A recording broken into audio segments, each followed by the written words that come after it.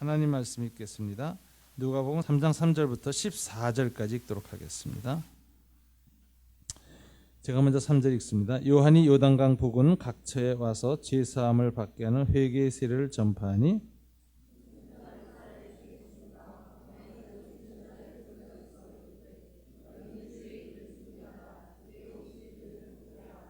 모든 골짜기가 메어지고 모든 산과 작은 산이 낮아지고 굽은 것이 곧아지고 험한 길이 평탄하여 질 것이요.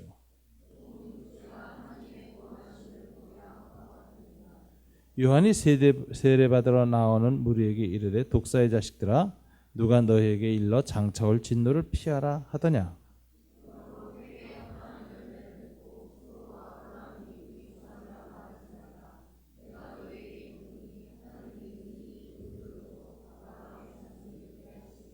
이미 도끼가 나무 뿌리에 놓였으니 좋은 열매 맺지 아니하는 나무마다 찍혀 불에 던지우리라. 대답하여 이르되 옷 두 벌 있는 자는 옷 없는 자에게 나눠줄 것이요 먹을 것이 있는 자도 그렇게 할 것이니라 하고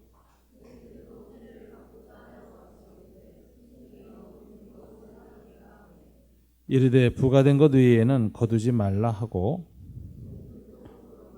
우리는 무엇을 하리이까 하며 이르되 사람에게 강탈하지 말며 거짓으로 고발하지 말고 받는 급료를 족한 줄로 알라 하니라. 아멘. 기도하겠습니다. 하나님 아버지 감사합니다.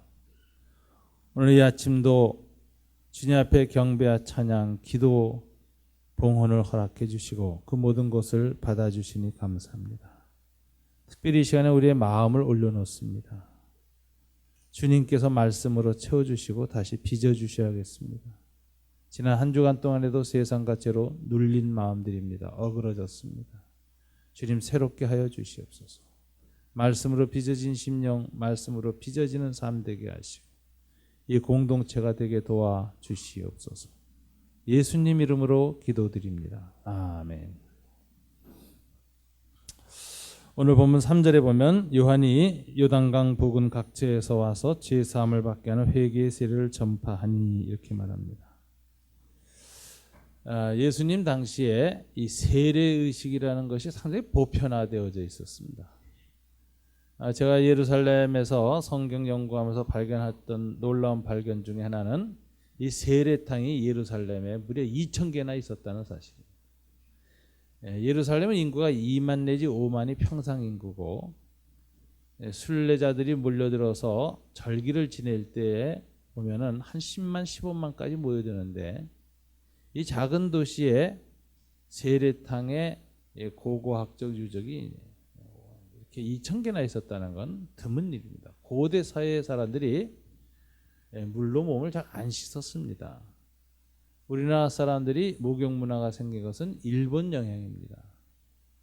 그래서 고종 황제의 그 특사인 민영한 이런 사람들이 배를 타고 조선 말기에 워싱턴으로 가서 미 대통령을 만나러 사절로 갈 때에 인도에 갔던 선교사가 쓴 글에 보면 냄새가 나서 견딜 수 없었다고 했어요. 고관 대작들이 냄새가 났고 배에 앉아서 옷을 벗고 이 이를 잡았다는 거예요. 햇빛 아래 앉아서. 그게 일상이었다는 거예요. 고관들이. 그러니까 우리나라가 얼마나 목욕 문화가 없는 민족이었는지 모릅니다. 목욕 문화가 왜 없었을까? 그런 얘기 하는 사람들이 있는데 구들장 문화는 목욕 문화가 없대요. 밤에 뜨끈해가지고 목욕을 안 한다는 거예요. 근데 일본 사람들은 목욕 문화가 발달합니다. 왜냐하면 구들장 문화가 아니죠. 다다미 방에서 자니까 몸이 차가워요. 그래서 그 사람들은 건강을 위해서 꼭 아침에 뜨거운 물에 몸을 담가서 몸을 풀어줘야 합니다. 또 온천도 많고 그러니까 그게 이제 일상화된 거죠. 그래서 목욕 문화는 일본 때문에 우리나라에 들어온 문화다 그렇습니다. 그래서 유목민족이 저 만주서부터 더 저쪽에 저 시베리아 지역부터 유목민족이 내려오면서 정착할 때 보면 불 옆에 있거나 우리나라 특별히 또 불을 농경화되면서 구들장에 넣어서 이렇게 불 위에서 자는 습관을 했기 때문에 목욕을 잘 안 했는데 이 유목민족들이 목욕을 잘 안 합니다. 우리가 이제 그런 전통이 있었어요. 근데 일본 문화 때문에 이제 목욕을 해가지고 지금 전 세계에서 목욕을 제일 많이 하는 민족 중에 하나가 됐어요. 이 목욕 문화는 대한민국이 최고예요. 우리는 다각적 불가와 목욕을 동시에 갖거든요. 일본 사람들은 쓰러집니다. 이거 와서 이런 조합이 있을 수 있는가? 제가 호주의 원주민 그 마오리족 같은 그런 원주민이 있는데 원주민이 이제 한국에 왔어요. 원주민 장로가 와서 제가 이제 대접을 했는데 3번했을 때 불가마로 데려갔습니다. 이 사람 가마에 기어 들어갔어요. 저와 같이 이렇게 기어 들어가서 막 한 그때 온도가 한 50몇 도, 60도 넘어가면서 쪄대는데 굉장히 좋아하는 거예요. 자기네 사막 한가운데서 여름 더울 때 이 날씨라는 거예요. 하여튼 참 이 불가마하고 이 목욕탕 문화가 한국의 이 문화 이거 아마 세계적인 것 같아요. 이거 외국 사람들 혹시 손님 오시면 꼭 데려가세요. 놀랍니다. 이런 문화가 있느냐고. 그런데 이 2000년 전에 그 당시에는 대부분의 사람들이 목욕 문화가 없었어요. 굉장히 더러웠고 질병이 그렇게 많았어요. 근데 유대인들은 독특했습니다. 그러니까 로마가 이 당시에 목욕 문화가 있었다 그러지만 이건 귀족들만 있었고 대중 목욕탕이 있어서 비교적 나았습니다만은 이 목욕 문화가 도대체 어디에서 로마에도 전파됐을까? 다 유대인 때문이라고 생각합니다. 유대인들의 목욕 문화는 아주 독특했습니다. 근데 이 사람들은 이게 종교 행위였기 때문에 그래요. 나가서 더러운 것을 만진 채로 음식을 먹을 수 없습니다. 정결예법. 하나님께 예배 드릴 때는 꼭 전신을 씻고 들어가야 됩니다. 그래서 이 침례탕이 있었어요. 그래서 이 예루살렘에는 성전 밑에 성전 올라가기 전에 수많은 이 미크베라고 하는 정결탕이라고 이제 번역을 합니다. Purifying bath 이렇게 영어로 번역되거든요. 미크베라고 하는 목욕탕이 있었는데 여기에 목욕을 다 드리고야만 예배를 드리러 올라가는 거예요. 그런데 이 예배 드리는 물도 받아두었던 물은 더러워지는 물이라고 그러고 흐르는 물, 자연 물에만 해야 된다. 그래서 전부 빗물을 받아둡니다. 그리고 그게 차서 넘쳐 흐르게끔 만들어요. 그래서 흐름이 있는 물에만 정결이 된다는 거예요. 그래서 이 미크베를 제가 이제 몇 군데 봤고 특별히 나중에 세례 요한의 고향에 있는 미크베를 제가 방문해 가지고 그 동굴 속을 들어갔어요. 그랬더니 빗물을 받아서 다 받아놨는데 옆을 회벽으로 다 칠해 가지고 물이 새나가지 않게 하고 빠져나가게 하는데 놀라운 사실은 목욕탕으로 들어가는 입구와 나가는 출구 계단이 달라요. 왜 그런가? 씻으러 들어온 사람은 더럽잖아요. 씻고 나가서 깨끗하게 출입구 하나서 마주치면 다시 들어가야 돼. 그래서 벗고 들어갑니다. 그 다음에 제일 먼저 들어간 입구에 보면 발바닥만큼만 푹 패여 있어요. 돌로. 거기에 물이 먼저 발을 씻고 그리고 들어갑니다. 씻고 나가요. 그래야지 예배도 드리고 기도도 하고 하나님 말씀도 읽고 해요. 그러니까 이 사람들 이게 목욕 아침 저녁을 하는 거예요. 세계적으로 제가 보기에 이 심신의 부분뿐만 아니라 일상생활에 있어서도 정결하기에는 유대인들이 아마 독특하게 정결했던 것 같습니다. 그래서 이제 미크베 문화, 침례 문화를 이렇게 봤습니다.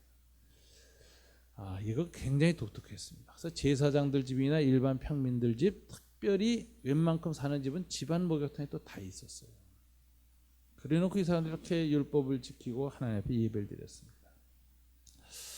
그런데 세례 요한이 오늘 등장을 해서 이스라엘 백성들이 회개하기 위해서 끌려 나오기 시작합니다.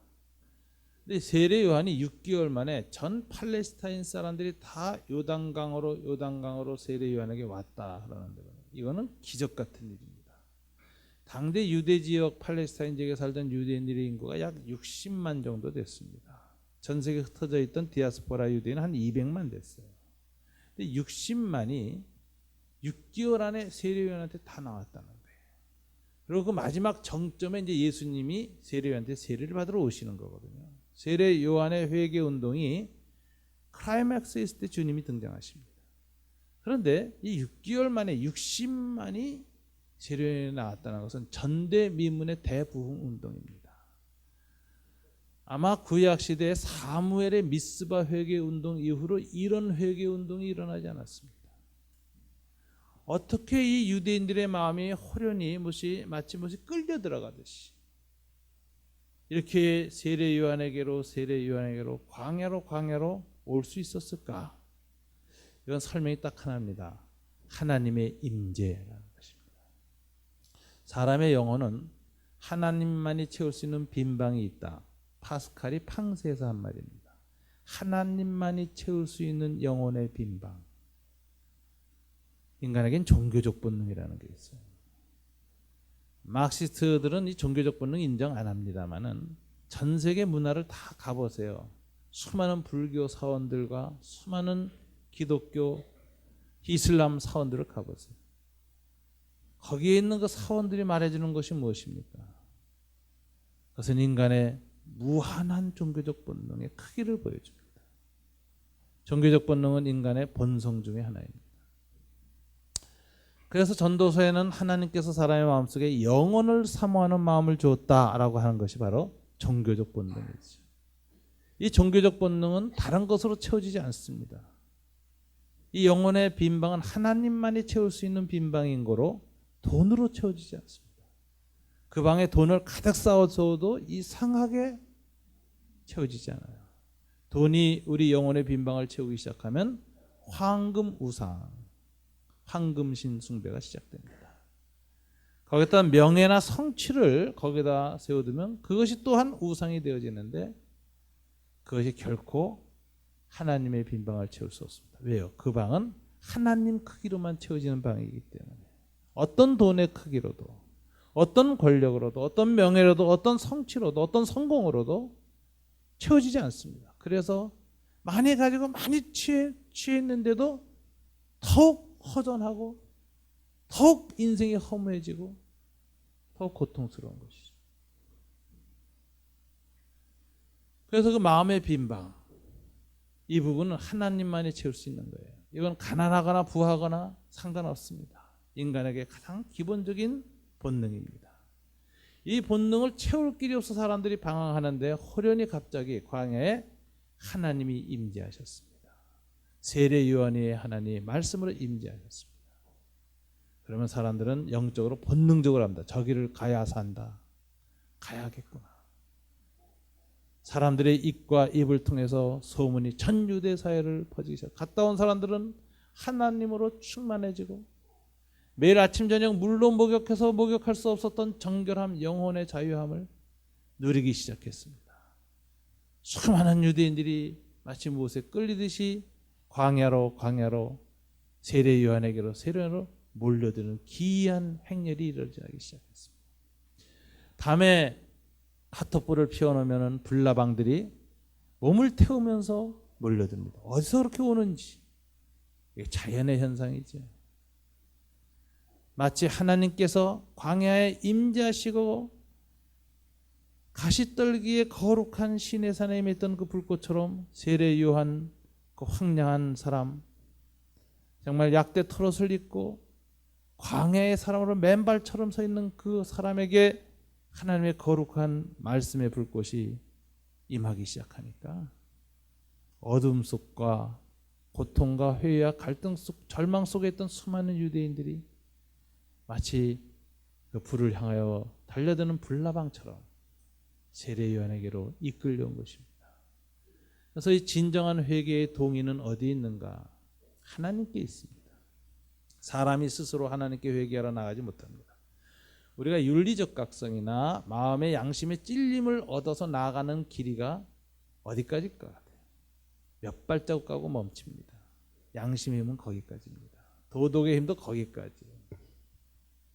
근데 진정한 회개로 이르게 하는 진정한 힘은 양심과 도덕이나 지적 각성이 아닙니다. 영적인 것입니다. 하나님의 임재만이 진정한 회개로 우리를 일으킬 수 있습니다. 오늘 우리의 삶 속에 진정한 회개가 필요하다면, 오늘 우리 한국교회 현실을 볼 때 진정한 회개가 필요하다면 우리가 해야 할 것은 딱 하나입니다. 하나님의 임재가 다시 필요하다는 깨달아야 합니다. 빈들의 세례 요한에게 하나님의 임재가 있었던 것처럼 오늘의 한국교회는 하나님의 임재가 필요합니다.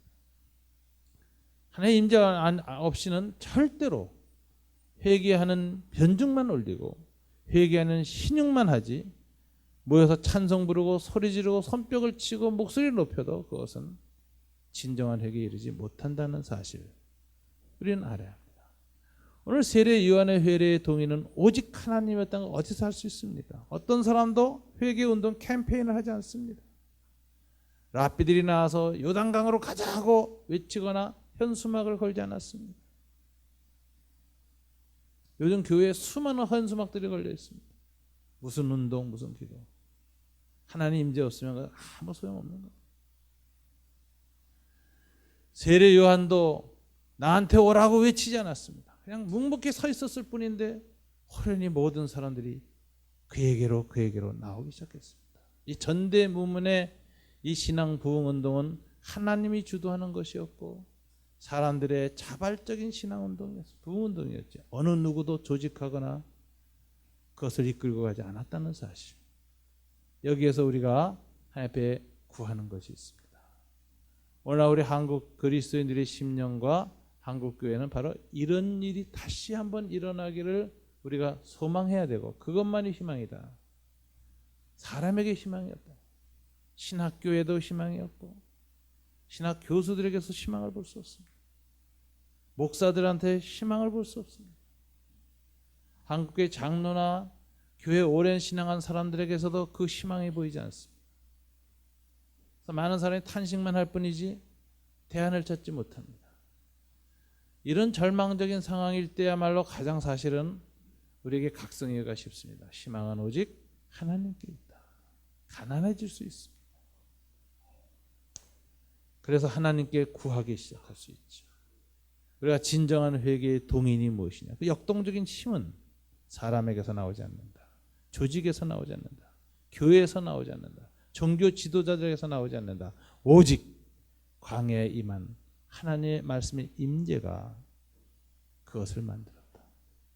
그래서 우리는 하나님의 임재를 사모하고 하나님이 말씀 가운데 임하시는 일이 우리에게 다시 일어나기를 간절히 구해야 합니다.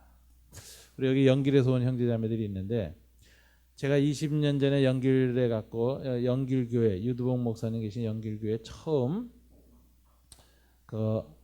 새로 지을 때 제가 축사를 했습니다. 그 당시에 중국 교회에는 불꽃이 있었어요. 사람들이 예배를 드리는데 3시간 4시간씩 예배를 드리더라고요.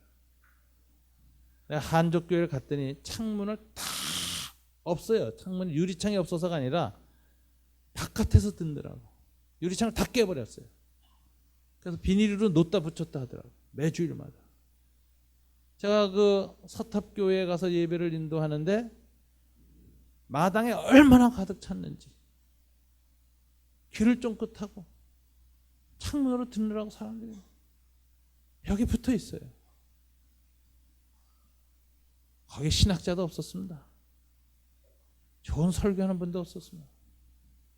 그냥 하나님 말씀 듣기 위해서 성경 한 구절이라도 듣기 위해서 모인 사람들이 있었습니다. 연길 지금 많이 변했을 거예요. 20년 동안이 황금 물결이 스치고 지나가서 그 영성이 많이 꺼졌죠. 근데 중국 내지는 아직도 그래요. 도시에는 많은 그런 일이 사라졌지만 지금도 중국의 내지 쪽에는 성령의 불꽃이 타오르고 있어요. 말로 설명할 수 없는 감동이 있습니다.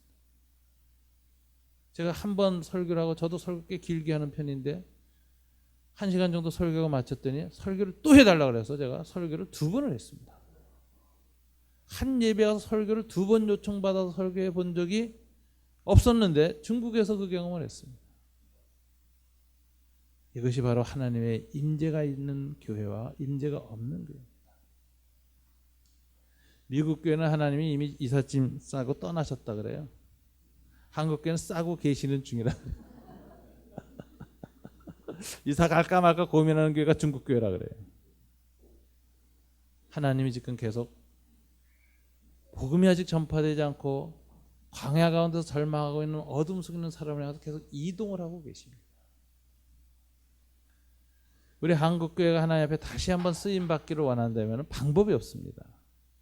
하나님의 임재를 사모하는 것, 그것이 유일한 이 회개 운동의 역동성의 근원이었다라는 걸 우리는 알아야 됩니다.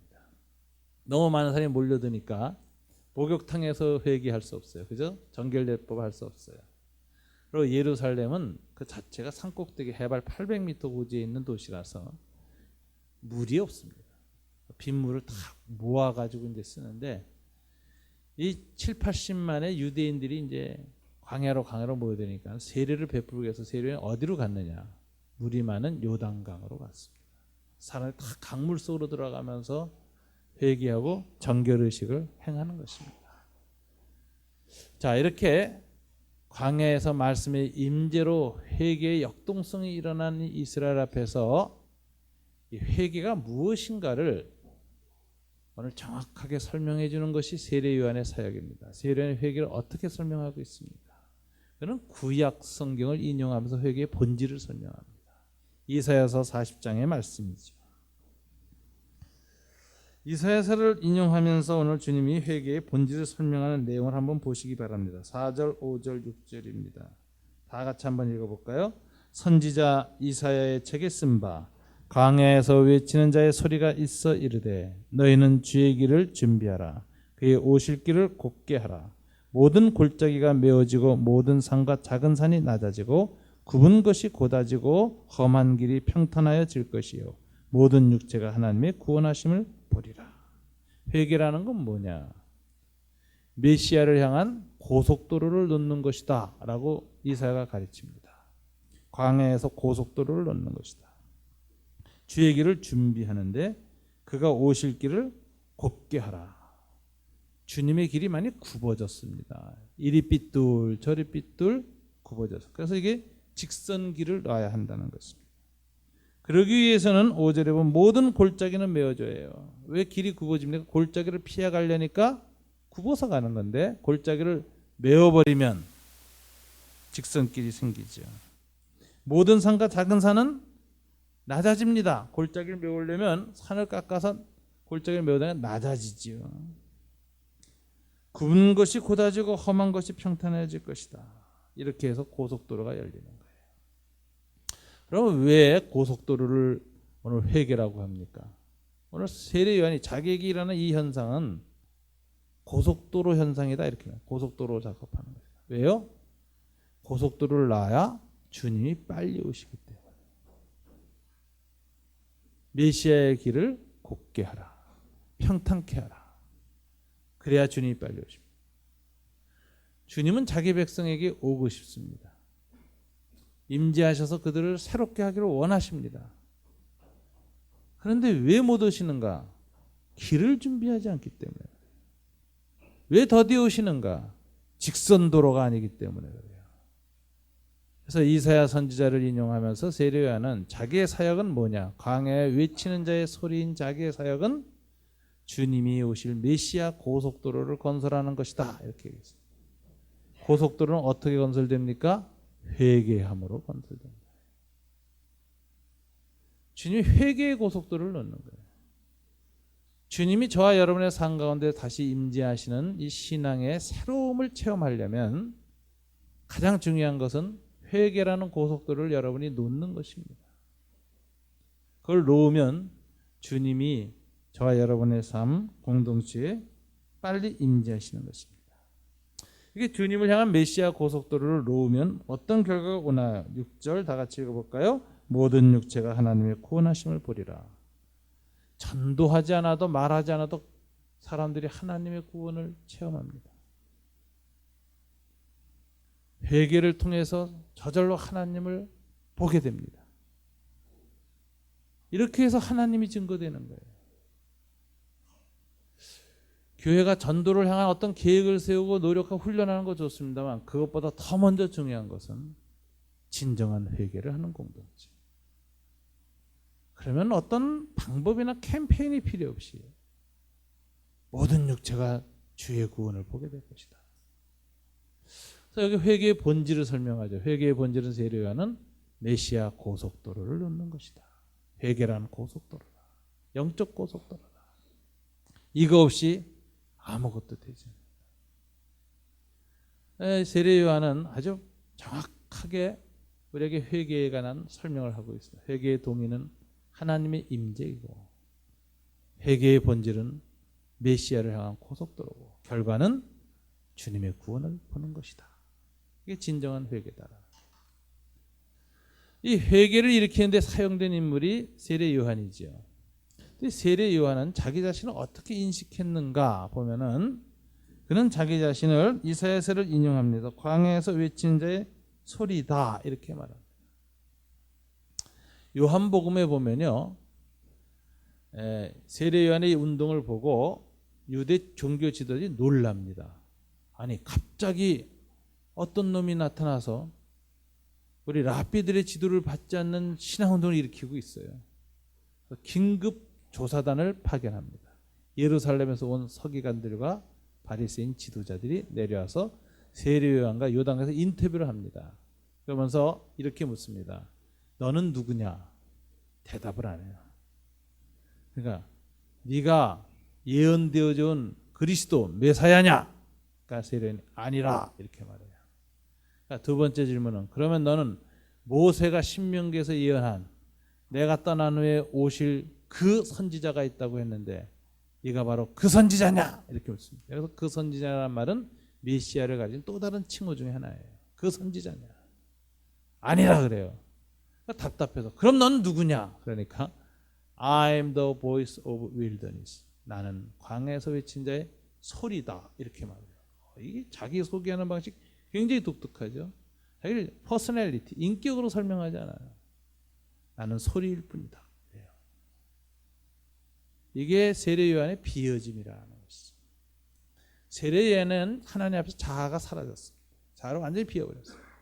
내가 존재하는 유일한 목적은 하나님의 말씀을 태어나고 하나님의 말씀의 울림통이 되어지고 하나님의 말씀이 공명을 일으키고 내 영혼과 입술과 인격을 통해서 내 속을 통해서 하나님의 말씀이 터져나가 내 입을 통해서 울려 퍼질 때 이스라엘에게 들려지게 하는 그 사역이 바로 나 자신의 존재의 의미라는 것이죠.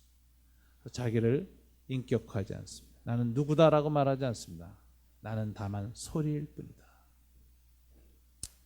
요즘 어떤 분이 새로 찬양 합창단을 구성하겠다는데 합창단 이름을 좀 지어줬으면 좋겠다라는데 제가 이 본문을 묵상하던 중이라서 더 보이스라고 하라고. 그런데 할지 안 할지 모르겠어요. 감동이 있었어요. 더 보이스. 소리. 나는 다만 소리일 뿐이다. 하나님이 이런 말씀 사역자를 필요로 한다는 생각이 들어요. 저도 이 본문을 보면서 생각하기를 왜 오늘날 하나님의 말씀이 이렇게 울려 퍼지지 않을까? 신학 박사가 얼마나 많습니까? 아시아 신학 박사의 85%가 한국에 있습니다. 논문을 표절했던 안 했던 다 박사입니다. 지식도 얼마나 많아요. 여러분, 한국의 놀라운 점은 영어 이후로는 최초로 아시아어로는 2000년 기독교 고전이 다 번역된 나라가 한국이에요. 어거스틴의 책서부터 칼빈 책서, 라틴어로 쓰여졌던 모든 책들이 다 번역되고 있어요. 라틴어와 영어 이후로 기독교 고전을 다 자기 나라 언어로 번역된 나라가 우리나라입니다. 그런데도 말씀을 통한 역사가 없어요. 많은 사람들이 수많은 설교가 유튜브 보니까 제 거도 올라가던데 제 거 한번 보려고 찍어봤더니 따라서 올라온 설교가 엄청 많더라고요. 이야, 올리지 말까 이런 생각이 들 정도예요. 또 하나의 공예가 되지 않을까. 소리 공예. 너무 설교도 많아요. 너무 많이 TV나 이런 통해서도 울려 퍼지고 있어요. 저는 참 이렇게 많은데 왜 말씀 역사가 없을까? 한마디로 빈통이 아니라서 그래요. 속에 든 게 너무 많아요. 마음에 비움이 없는 목회자들, 마음에 비움이 없는 성경 교사들이 한국교회에 너무 많아요. 곳곳에서 조별로 말씀 나누도 하고 설교도 하고 설교 나누도 하지만 왜 하나님의 말씀이 안 들리느냐? 속에 딴 소리가 나오니까 속에 욕심이 많은 거예요. 목회자의 야망, 성공에 대한 집착, 큰 교회에 대한 어떤 꿈, 이런 게 속에서 안 녹아지고 사라지지 않고 있으니까 말씀에 대해서 순수할 수가 없어요.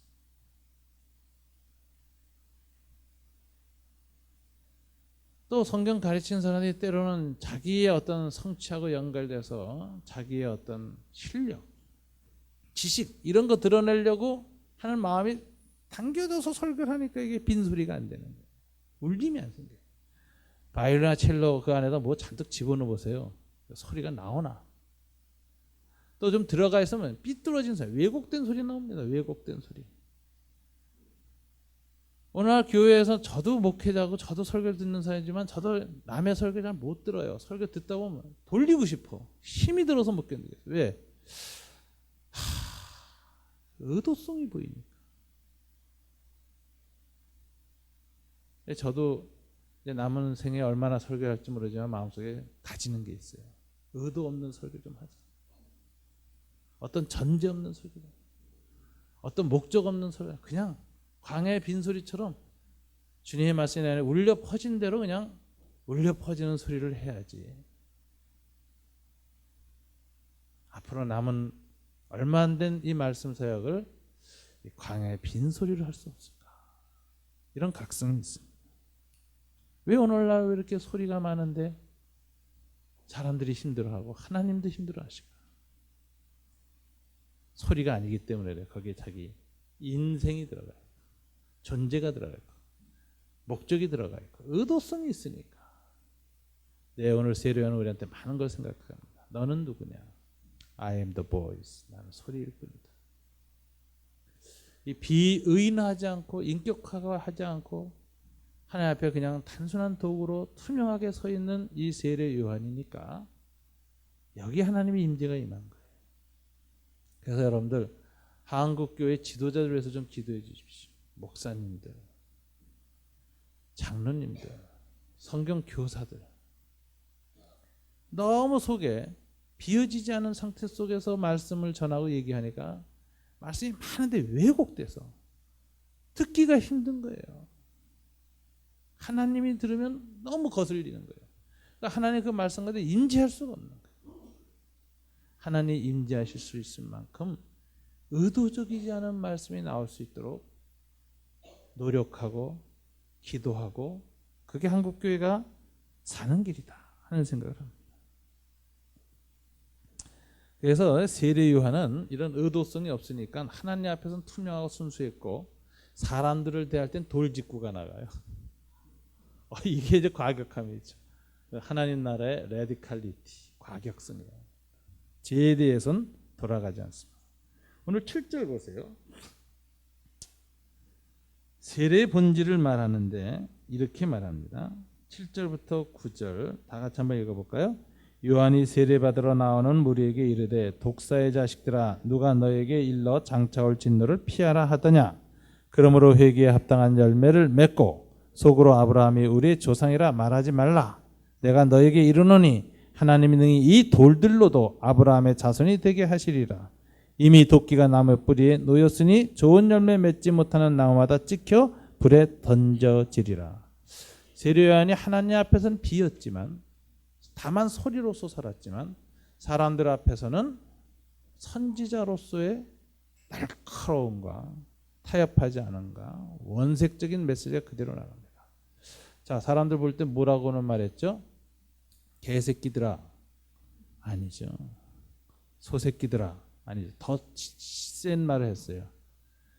번역이 독사의 자식들아지. 그죠? 우리식으로 말하면 이 뱀새끼들아. 굉장한 욕을 했습니다. 아주 돌직구들 독사의 자식들아. 그러면서 누가 너에게 일러 장차올 진노를 피하라 하더냐. 너희가 지금 회개하는 이유가 뭐냐? 두려움 때문이 아니냐.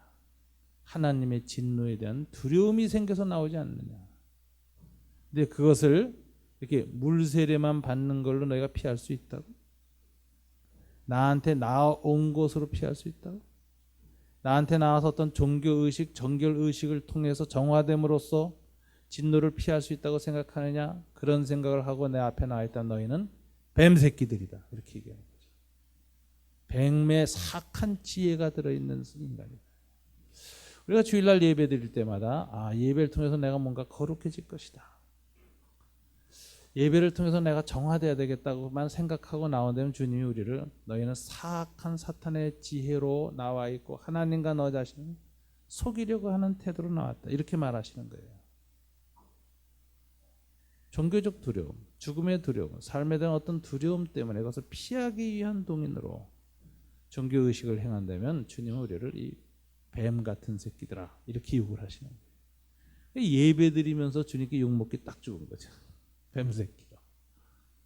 그럼 주님은 어떻게 해야 진정한 하나의 진노를 피할 수 있을까 생각하시는데 오늘 본문에 주님 딱 한마디예요. 행위가 없이 회개 없다. 진정한 회개는 행위를 수반해야 된다. 열매 없는 회개 아니다. 열매 없는 행위의 열매가 없는 제사, 의식, 종교 행위로 절대로 너희는 하나님을 피할 수 없다. 여러분 이 회개에 합당한 열매를 맺고 8절 보세요. 그러므로 회개에 합당한 열매를 맺고 독사의 자식을 벗어나기 위해서는 회개에 합당한 열매를 맺어야 돼요. 열매를 맺어야 독사의 자식의 단계에서 벗어나요. 저와 여러분 다 뱀독 먹은 사람인지 아시죠?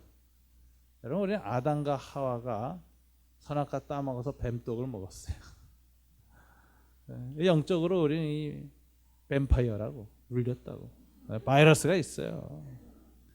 건드리기만 하고 욕망만 안 채워지고 욕망을 채웠으면 피냄새만 맡으면 눈이 빨갛게 변하는 거죠. 돈 냄새 맡으면 빨갛게 변하. 누가 자기의 상처 주고 자존심 건드리면 눈이 싹 변하죠. 뱀파이어 이 독소가 우리한테 있는 거예요.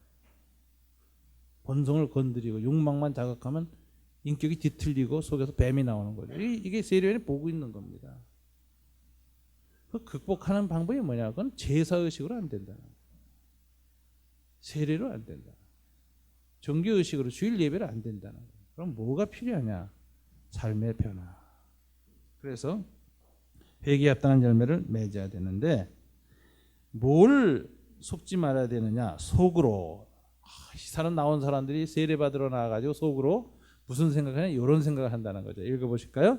아브라함이 우리 조상이라 말하지 말라. 내가 너에게 이르노니 하나님이 능히 이 돌들로도 아브라함의 자손이 되게 하시오. 아브라함의 자손이라는 게 뭐예요?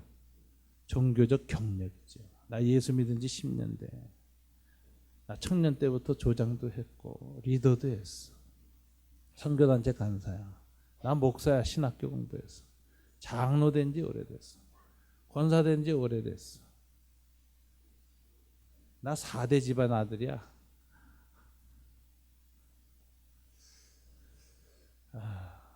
그 유혹 큽니다. 우리 며느리 이렇게 우리 아들 장가 보낼 때 그 집하고 딱 면담을 했는데 결혼시키겠다 결심할 때예요. 그때 어떻게 했냐면 그 100년 전에 예수 믿은 집이더라고. 4대째 장로. 맞아. 빨리 결혼시키자 그랬어요. 이런 건 굉장히 착각이죠. 주님이 너 아브라함의 자손? 이게 유대인들은 내가 우리 아브라함의 자손이다. 이게 가족력, 경력, 신앙의 전통 이런 걸 자랑하는 거예요. 오래 예수 믿은 집안 뭐 이런 거. 또 모태 신앙 있죠. 모태 신앙. 엄마 뱃속에서부터 교회 다녔어. 이런. 그걸 뭐라고 했어요 주님은? 그거 자랑하지 마라. 그게 너희로 하여금 진정한 회개의 열매를 맺지 못하게 하는 역할을 한다 하시면서 그것의 가치는 뭐의 가치에 불과하다? 돌의 가치에 불과하다. 하나님이 능히 돌들로도 아브라함의 자손이 되게 하시죠. 그러니까 우리가 그동안 신앙생활에서 쌓아온 어떤 경력이나 자기 안에 내가 이 정도 신앙생활했다라고 하는 어떤 무엇 있잖아요. 그걸 돌의 가치로 여겨야 돼요. 이건 돌덩어리다. 그런 그 자기에 대한 정직한 하나님 앞에서의 그 가치 판단을 해야지 회개에 가는 것이지. 내 신앙생활 어떤 경력이라든가 어떤 해왔던 거 이런 것이 하나님 앞에 있으면 그럼 우리 회개에 못 가는 거예요. 그래서 이 회개하기 제일 힘든 인간이 목사예요. 이것 때문에 하나님께 이 돌들 때문에 막혀서 못 가는 거예요. 돌담 잔뜩 쌌고요. 장로님들이 교회 생활 오래 한 사람. 그러니까 이 돌이 쌓이지 않도록 조심해야 됩니다. 이건 돌의 가치에 불과하다. 주님이 철저하게 평가를 합니다. 그러면서 이미 도끼가 나무 뿌리에 놓였으니 좋은 열매 맺지 아니하는 나무마다 찍혀 불에 던지우리라. 도끼가 나무 뿌리에 놓였다. 임박한 진노죠. 하나님의 진노. 그래서 회개하는 사람은 뭘 느껴야 되냐면 그 영혼의 뿌리에서 하나님의 선뜻한 도끼날을 느껴야 돼요. 선뜻한 칼날에 대한 감각이 있어야 된다. 얼마나 무대전이지 망치로 쳐도 까딱 없는 굳어진 심령. 죄악을 반복해도 아무렇지도 않고 무의식적으로 해대고 있는 그 굳어진 마음. 이것이 문제입니다. 회개는 내 뿌리에 놓인 하나님의 칼날을 인식할 때, 도끼날을 인식할 때 새파랗게 다듬어져. 치면 찍혀나가. 여기에 대한 인식만이 우리를 진정한 회개로 이르게 한다. 그러면서 하나님이 이렇게 말해요. 이미 도끼가 나무 뿌리에 놓였으니 좋은 열매 맺지 아니하는 나무마다 찍혀 불에 던지리라. 좋은 열매가 중요합니다. 하나님은 진정한 회개는 좋은 열매가 맺힌 것이 진정한 회개다라는 거예요. 그래서 여기서 좋은 열매란 뭘까요? 행위입니다. 행위. 한국 사람은 회개를 감성적으로 이해해요. 그래서 후회라고 생각해요. 근데 회개라는 한국말 단어도요. 후회의 회자에다가 뭐가 붙어 있죠? 뒤에 개, 고칠 게. 고치지 않으면 회개 아니에요. 죄를 깨닫는 거 그거 회개 아닙니다. 지적으로 깨닫는 건 회개 아니에요. 죄를 후회하는 거, 감정적으로 후회하는 거 회개 아닙니다. 깨닫고 느끼고 마지막 뭐가 있어야 돼요? 돌아서야 돼. 의지의 변화. 열매가 없으면 회개가 아니에요. 그래서 우리가 죄를 깨닫고 예배 시간에 으악 하고 후회하고 그거 속지 말아야 돼요. 그러면은 여러분 회개에 이른 거 아닙니다. 그래서 예배 시간에 어떤 사람이 회개한 사람이냐? 소리 지르고 기도하고 가슴 찢고 하는 사람 아니에요. 이를 악무는 사람.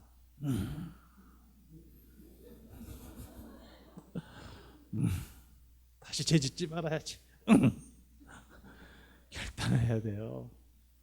한국 교회는 시끄럽게 소리 지르고 부르짖는 인간은 많은데 이를 악물고 나가는 사람이 없는 거예요. 의지의 결단이 없는 거예요. 그리고 소리 지르고 그러고 나가면은 회개한 걸로 착각해요. 왜? 마음이 편안하지. 왜 그럴까요? 막걸리 한 잔 마신 것처럼 심령이 컬컬해서 풀렸으니까. 정서적 카타르시스만 하고 나가니까. 정서적 카타르시스는 뭐예요? 무당집에 가서 신바람이 마서 한바탕 심춤을 추고 나면은 속이 시원해지죠. 신바람 들린다라는 거예요. 신풍이란 말이 그래서 나는 한국의 언어에서 신바람이 난다라는 말은 귀신바람이 왔다라는 거예요. 정서적 영적 카타르시스가 일어나는 거예요. 그럼 속이 시원해지지. 그럼 회개한 줄 착각하고 들어가요. 근데 하나님 그 회개라고 안 보는 거예요. 예배 드리고 나서 속이 시원하십니까? 좋은 일이에요. 정서라도 풀렸으니. 그런데 의지의 결단이 없으면 나를 속이는 것이고 하나님을 속이는 것이고 그걸 독사의 자식이라고 해요. 그게 뱀의 자식이에요. 뱀의 자식들은 하나님 앞에서 정서적 카타르시스만 하고 떠난다. 굉장히 무서운 말입니다. 이게 한국 교회 그리스도인의 신앙의 본질을 꿰뚫고 하는 말이에요.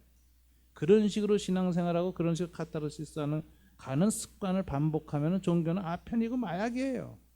정서적 마약이에요. 그리고 그렇게 부르짖고 외치고 소리지르는 인간이 많고 그렇게 금식기도 하고 눈물 콧물 흘리는데 왜 한국 사람 변화가 없느냐고요. 왜 윤리의 차이가 없느냐. 왜 교회는 이렇게 많은데 한국 사회의 도덕적인 발전은 없습니다. 이게 무당놀이하고 끝나기 때문에 그래요. 신바람. 성령 운동한다는 사람들 대부분 신바람 놀이하고 끝나. 카타르시스하고 끝나요. 그러니까 그렇게 하나님이 임해서 방언다고 예언다고 춤도 추고 또 방언춤도 있어서 일어나서 춤까지 취어대고 가놓고서 뭐 하냐 이게. 집에 가면서 옆집 가지에 넣으면 사과 뜯고 가는 거지. 호박 뜯어가고. 이러니까 이게 한국 교회가 이 꼴이란 거예요. 이게 100년 동안 성령의 역사했는데 카타르시스가 끝났다. 이걸 세례 요한은 독사의 자식이 되는다. 뱀독을 벗어나지 못한다. 카타르시스하기 좋은 게 말이죠. 많이 모이면 카타르시스가 돼요. 여러분 신앙생활들 많이 모여서 함께 소리 지르면 뭐가 일어난 것 같고 된 것 같고 하나님이 계신 것 같아요. 쉽게 동화되죠. 악기 많으면 또 쉽게 돼요. 큰 소리로 뭐가 울려 퍼지면 동화가 빨리 돼요. 그래서 북치고 장구치고 소리 지르고 막 고함 지르고 외치고 방언하고 막 춤추고 하면은요 카타르시스 금방 일어납니다. 속에 막 풀려요. 사람 얼굴이 막 환해져요. 속에 있던 가스가 다 나와요. 심리학자들이 말하는 벤틸라이제이션, 통풍 작용하고 끝난 거예요. 살면서 속에 가스 많죠. 고민도 많고 스트레스도 많고 아픔이 많습니다. 다 빠져나가니까 시원하지. 얼굴이 환히 펴서 나갑니다. 그런데 가서 행동은 똑같이 그 짓을 다시 해요. 그리고 또 눌려서 또 와. 백약이 무효죠. 그러면서 점점 중독되는 거예요. 이런 정서 중독, 카타르시스 중독에 되면은 한국 교회는 뱀의 자녀로 굳어지는 겁니다. 오늘 세례요한이 얼마나 무서운 말을 우리한테 하는지 몰라요. 진정한 회개란 뭐냐? 회개에 합당한 열매를 맺어야 한다. 저한테 큰 영향을 끼쳤던 가나베 목사님 하비 칸, 웨스트민스터의 실제신학 교수고 또 조직신학 교수를 하셨죠. 이분이 한국에 선교사로 젊었을 때 왔어요. 그래서 총신대학에서 조직신학 교수를 하셨어요. 가나베라는 이름은 박윤선 목사님이 지어줬습니다. 한국 이름을. 이분이 한국 와서 사역을 하셨는데 어디를 하셨느냐면 동두천에 그 미팔군 있는 데 가서 그 당시에 양색시들 하는 분들한테 가서 사역을 했어요. 그분이 그 사역을 한 것은 미군이 이곳에 와서 한국 사람들 지은 범죄가 많아서 나라도 가서 그 희생자가 된 사람들을 돌봐야 되겠다. 그리고 동두천에 간 거예요. 사역을 2년인가 3년을 했어요. 그리고 이제 안식년 끝나서 미국으로 돌아가게 되는데 총신에 와서 이런 간증을 했어요. 제가 아직 잊혀지질 않아요. 난 2년 동안 그곳에 가서 사역을 했는데 아무도 회개하지 않았습니다. 그런데 딱 한 사람 회개했습니다. 내가 회개했습니다.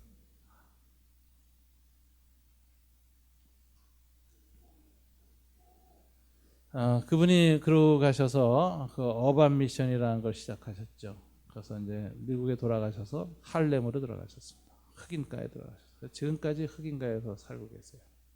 흑인들과 함께 거하면서 그들의 아픔 열수했습니다. 흑인들은 회개하지 않는다. 그러나 나라도 회개해야 되겠다. 그 안에 들어가서 백인들의 죄에 대해서. 그러고 평생 사신 분.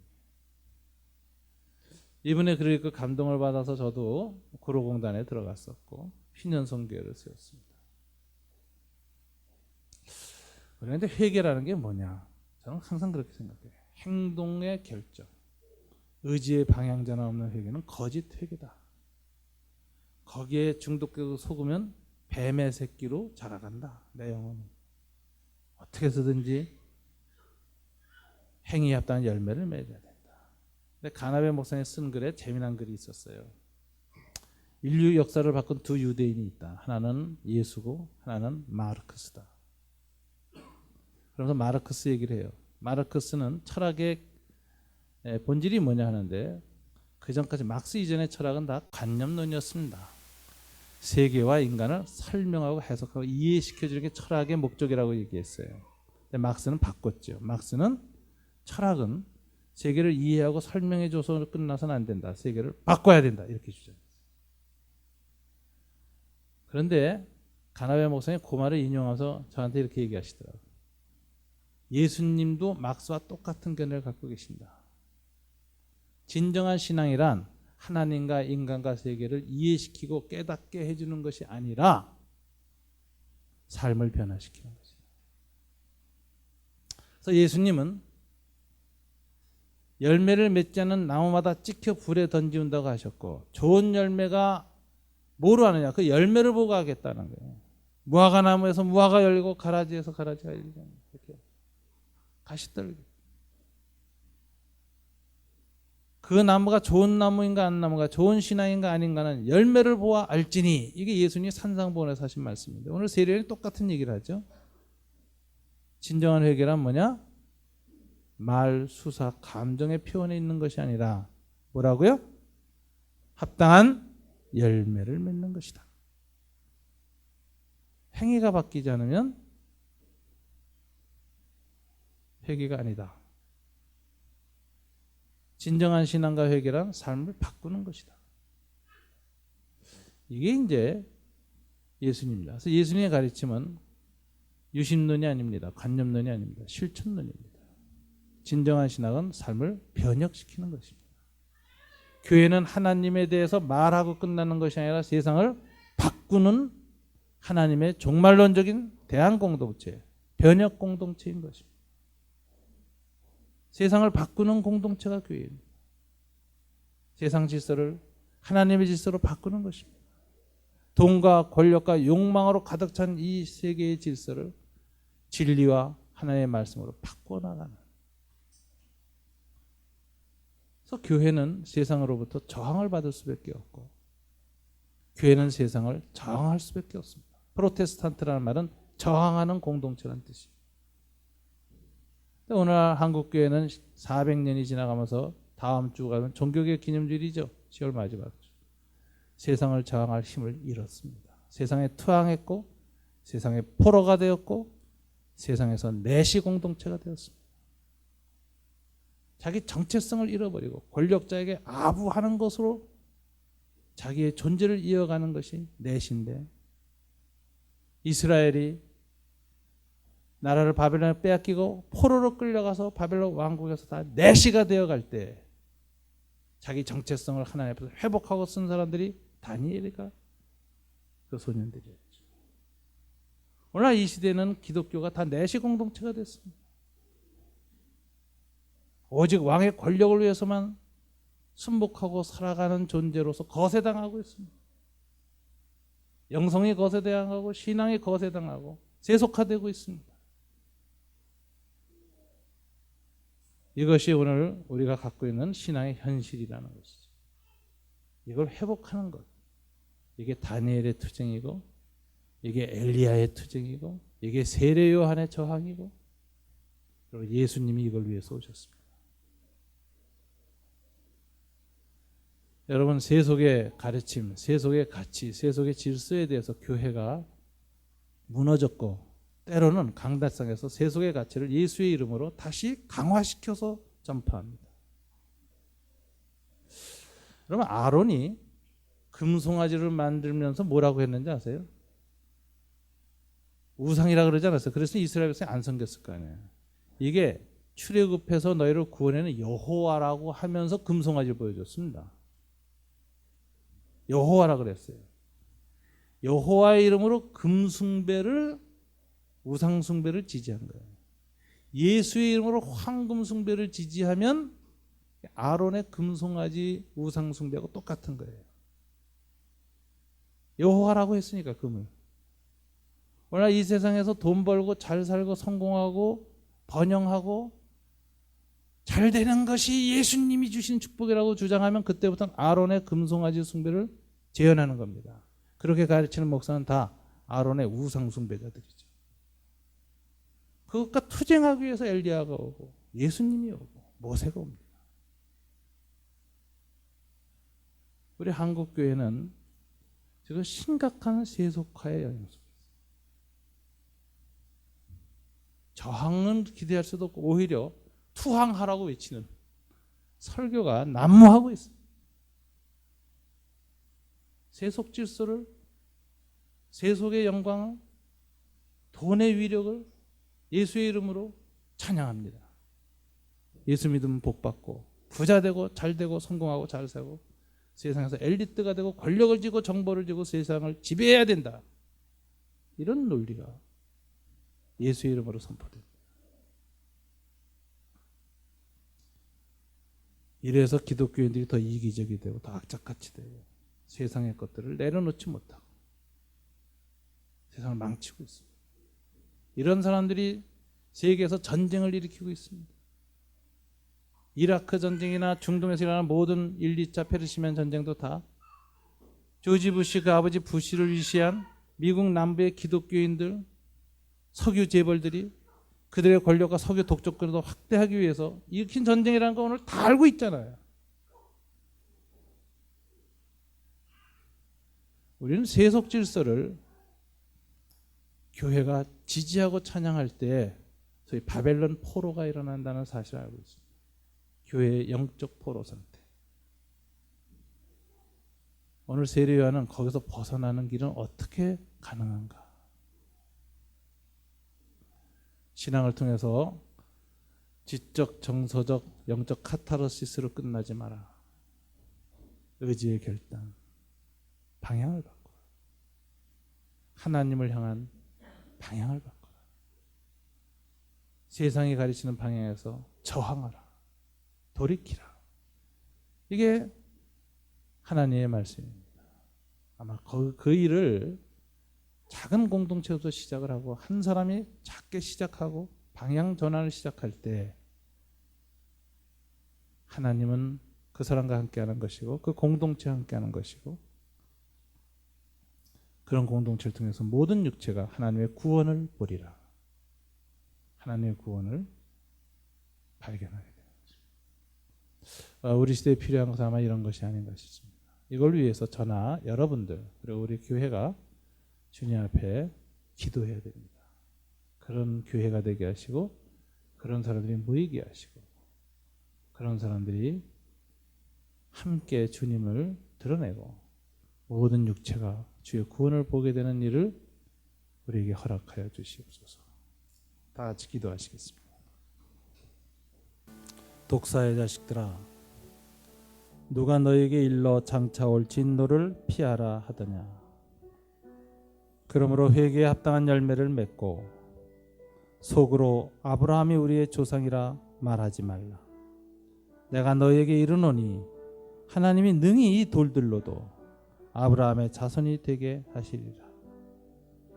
이미 도끼가 나무 뿌리에 놓였으니 좋은 열매 맺지 아니하는 나무마다 찍혀 불에 던져지리라. 하나님, 좋은 열매 맺는 나무가 될 수 있도록 우리의 삶의 방향을 바꾸어 주시기를 원합니다. 붙잡아 주시옵소서. 예수님 이름으로 기도드립니다. 아멘.